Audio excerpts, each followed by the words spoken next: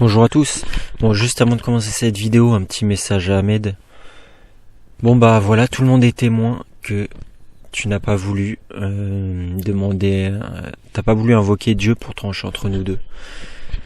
Bon, ça m'étonne pas parce que on sait tous les deux ce qui s'est passé dans le passé. Mais en tout cas, voilà, tout le monde est témoin que pour nous départager, t'as pas voulu. Tu dis que je raconte des conneries machin et tout, selon toi. Mais t'as jamais, tous les gens qui te racontent des petits trucs de merde, tu montes sur tes grands chevaux et moi je te dis, demande à Dieu de trancher, t'as jamais voulu. Ni en privé, ni en public. Ok, bon c'est pas grave, laisse tomber. Bref, alors je voulais aujourd'hui vous parler de Jésus. Alors on va faire un peu de guématrie. Donc la guématrie simple, pour ceux qui connaissent, c'est A égale 1, B égale 2, C égale 3. Ça c'est la petite guématrie, il y a la grande guématrie. Donc A égale 9, B égale 18, C égale 27, etc. etc. Et en fait ça permet de faire des correspondances ou de coder des choses, des symboles, plein de choses. Donc bah pour Jésus, vous prenez le J, le E, le S, le U et le S, et en tout ça fait 666. Alors il y a plein de mots qui font 666, il y a le mot trahir, mentir, meurtre, guerre, etc. Vous pouvez vérifier vous-même, vous pouvez faire les calculs. Alors, là vous allez me dire, pourquoi est-ce que Jésus ça fait 666 ? Est-ce que c'est satanique ? Est-ce que... Non. En fait, dans l'Ancien Testament, enfin dans le Nouveau Testament, pardon, le 666, il est indiqué que c'est le nombre de l'homme. Alors il est aussi dit que c'est le nombre de la bête, enfin que la bête utilise comme nombre le nombre de l'homme. Mais à la base c'est le nombre de l'homme, et Jésus dit lui-même qu'il est le fils de l'homme. Alors, en fait ce qui se passe, c'est que concernant Jésus, il y a eu plusieurs cultes, plusieurs mythologies avant. Il y a eu le culte de Mithra, donc c'était en moins 2000 avant Jésus-Christ. C'était un messie qui est né un 25 décembre. Alors, vous allez me dire, tiens, 25 décembre, d'accord, ok. Mais en fait, il faut savoir que le 25 décembre, il me semble que c'est le solstice d'hiver, c'est-à-dire le jour où la nuit est la plus longue. Donc en fait, c'est une date très symbolique. Donc c'est pour ça que c'est repris dans plein de cultes. Donc il y a eu le culte donc d'abord il y a eu le dieu Esus dans la mythologie celtique gauloise. Il y a eu le culte de Mithra. Donc c'était un messie qui avait 12 apôtres, enfin 12 compagnons exactement. Voilà, toujours la même symbolique. Bon, dans la numérologie, le nombre 12, ça signifie la complétude. Ça signifie l'équilibre. C'est pour ça qu'on retrouve les 12 signes du zodiaque, les 12 mois de l'année, etc. Ensuite, il y a eu le culte de Sérapis, donc c'était une divinité égyptienne. Et en fait, Jésus est un personnage composite qui en fait qui a été la synthèse de tous ces cultes. L'histoire de Marie, tout ça, alors pourquoi ils ont inventé ça Alors Marie, je vais t'expliquer. Quand les Byzantins ont pondu le dogme chrétien, au IVe siècle, c'est-à-dire à partir de l'an 320, le bassin méditerranéen était imbibé de deux cultes. Le culte de Sérapis et le culte de Mithra. Le culte de Sérapis, c'était pour la plèbe, c'était pour les gens un peu de la base, et le culte de Mithra, c'était pour l'aristocratie, pour les patriciens, pour les prétoriens. Eux, c'était Mithra. Mais les deux histoires, perse et gréco-égyptienne, sont assez semblables. Ça parle de christicité, ça parle des mêmes thèmes. Et Sérapis, il a donc Osiris, parce que Sérapis, c'est juste un autre nom pour Osiris. Il a une parèdre qui est Isis, on la met de côté. Et Mithra, il a une parèdre qui s'appelle Anaïta. Alors Anaïta, si tu étudies le perse, tu vas voir que Naïta, ça veut dire souillure. Et le A est privatif. Anaïta, ça veut dire sans souillure. Immaculée conception. Anaïta, l'Anaïta perse, la femme de Mitra, parce que des fois, sa mère ou sa femme ou sa fille, c'est une parèdre. Eh bien, Anaïta veut dire Immaculée conception. Alors, comme elle fait partie de celles qu'on dit les nazirs, tout ça. Non, c'est autre chose. Ça, ah, oui. Ça c'est autre chose. Ça, c'était bien avant. Là, je te parle, Sérapis est ici. Mitra est ici. Mitra, sa parèdre, est Anaïta. Sérapis, sa parèdre, est Isis. Quand les Byzantins ont détruit tous les sérapéums et tous les mitréums, entre Constantin Ier et Théodose Ier, entre 320 et 390 après Jésus-Christ, il y a eu 70 ans de purge. On appelle ça la conversion par l'épée. Ils rentraient dans les sérapéums, dans les églises de Sérapis, fracassaient tout. Ils tuaient les prêtres. Et aux fidèles, ils disaient, bon, vous voulez vivre ou vous voulez mourir? Si vous voulez vivre, vous vous convertissez au christianisme. Donc, qu'est-ce qu'ils ont fait? Ils se sont convertis. Et à la place du sérapéum ou du mitréum, ils ont fait quoi? Des églises. Et ce que je suis en train de te dire, si tu consultes des ouvrages d'archéologie sur les cathédrales ou sur les églises, toutes les églises et toutes les cathédrales sont bâties sur des anciens sérapéums, des anciennes églises vouées, des anciens temples d'Isis ou des anciens mitréums. Il y a eu une conversion par l'épée pendant 70 ans entre Constantin Ier et Théodose Ier. Il y a eu une conversion par l'épée. Mais quand même, pour satisfaire cette manne de croyants, ils ont dit... Parce que les gens, ils sont arrivés, ils ont dit, mais... Ceux de Sérapis, ils disaient, mais où elle est Isis? Et ceux du culte de Mitra, ils disaient, mais où elle est Anaïta? Alors ils ont dit, putain, il faut qu'on leur donne du pain, il faut qu'on leur donne à manger de la substance mystique. Ils leur ont fait quoi? Marie, la fusion de Isis et de Anaïta. Ils ont créé un être synthétique qui est la fusion de ces deux divinités. Ils ont créé Mariam. Et Jésus, après je vais te dire pourquoi le nom Jésus. Et Jésus, c'est la fusion de Mitra et de Sérapis, parce que tout le bassin méditerranéen et toute l'Europe était constellé de sérapéum et de mitréum. C'était des temples voués à Isis, à Mitra ou à Sérapis. Constantin Ier, il a tout balayé. Il a dit, les Constantiniens, cette dynastie, ils ont tout balayé. Ils ont dit, hop là, il faut qu'on mette même mise sur... C'est un formidable outil de contrôle de masse, la religion. Il faut qu'on balaye le culte de Sérapis, le culte de Mitra, il faut qu'on s'empare de ça. Ils ont tout fracassé. Ils ont posé leurs propres évêques, leurs propres archevêques, et ils ont tout contrôlé à partir de l'an 320. C'est une volonté politique, le christianisme, c'est pas une volonté mystique. Par contre, ils ont constellé le Nouveau Testament de clin d'œil mystique. Lazare, la Jérusalem céleste, un peu par-ci, un peu par-là, les 24 vieillards, les 4 vivants. Ils ont constellé les écrits de clin d'œil mystique, qui étaient destinés à quoi? À l'aristocratie byzantine.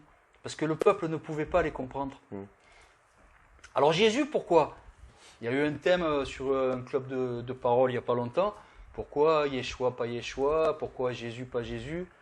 En fait, il y avait une volonté indo-européenne. Les Byzantins sont des indo-européens orientalisés. C'est une souche grecque et romaine. C'est l'empire romain qui s'est orientalisé quand il s'est installé à Constantinople. Et il y avait un dieu, pendant des siècles et des siècles et des siècles, qui avait précédé toute cette tradition dans les peuples indo-européens, c'était Essus. Essus, c'était un dieu celte. Essus, c'était un faiseur de miracles, comme Mitra, comme Sérapis. Essus. Et il y a une théorie qui apparaît depuis quelque temps avec des linguistes qui se disent c'est pas si con.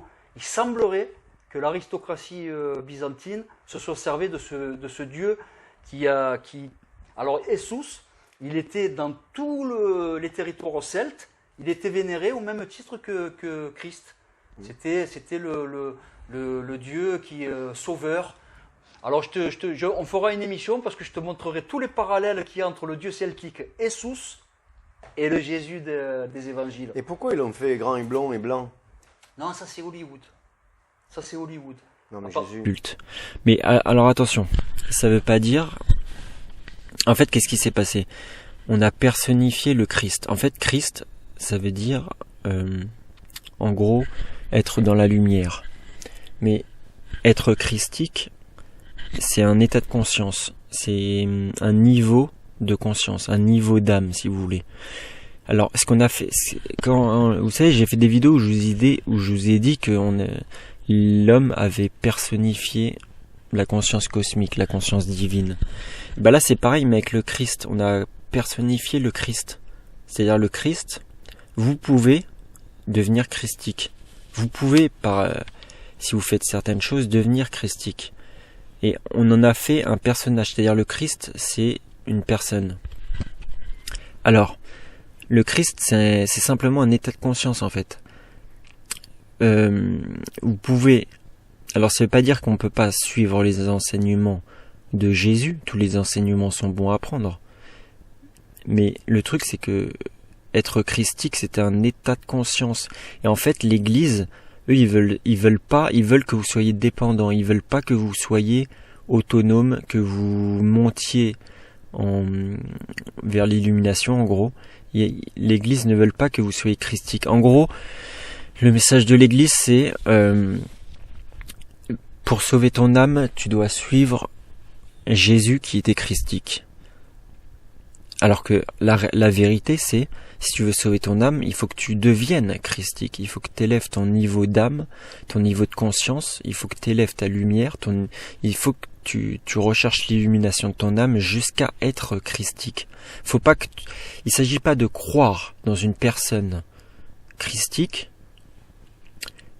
pour être sauvé. Il faut que tu te sauves toi-même, il faut que tu élèves ton âme toi-même. Et ça, c'est toute la perversité de l'Église, c'est que c'est un peu comme les partis politiques, ils vous disent des petits morceaux de vrai et à la fin, c'est pour vous emmener dans un cul-de-sac.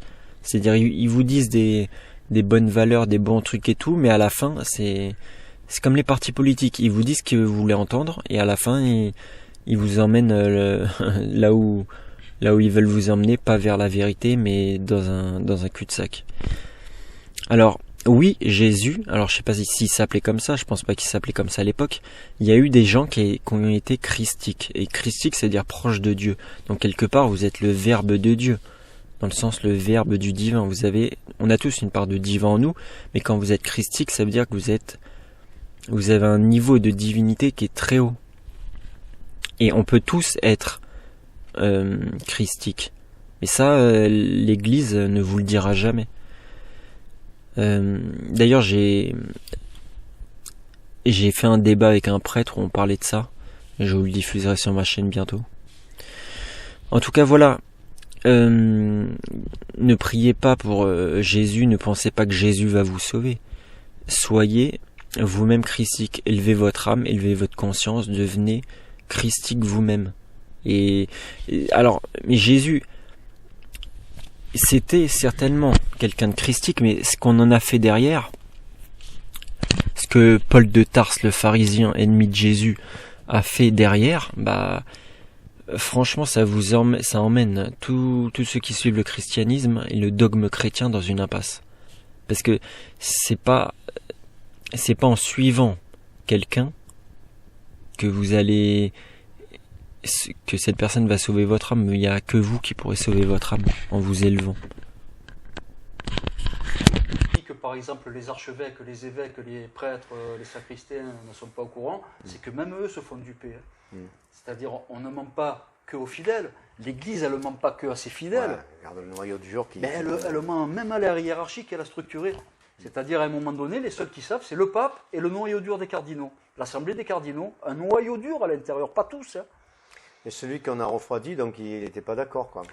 Jean-Paul II Jean-Paul Ier a fait partie des gens que ça a choqué. Voilà.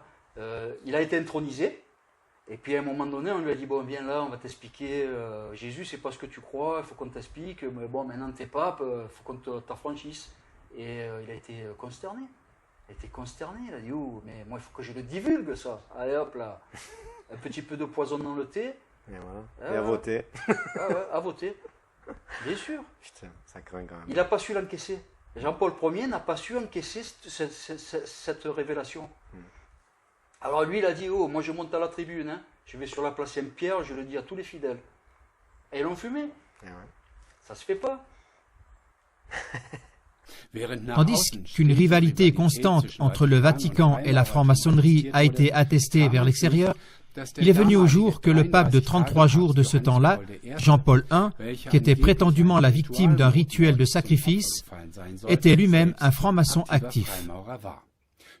Jean-Paul I a recommandé le franc-maçon Lucifer Carducci comme idéal pour la jeunesse.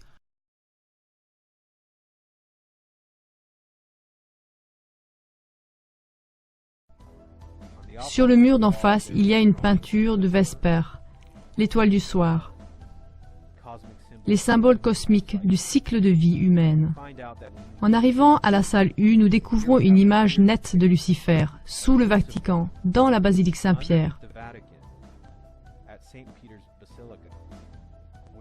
Nous nous demandons, pourquoi conserve-t-il cette image de Lucifer sous le Vatican ?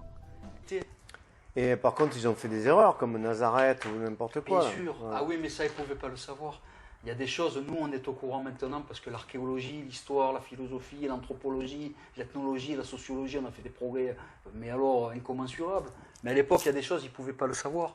Il n'y avait pas de linguiste, par exemple. Les Byzantins, quand ils ont vu Jésus, Nazareth, machin, des vieilles machins esséniennes, parce qu'ils se sont bâtis sur les cultes de Mitra, les cultes esséniens, Emmanuel Machiar, un des totems de Jésus, c'est Emmanuel Machiar.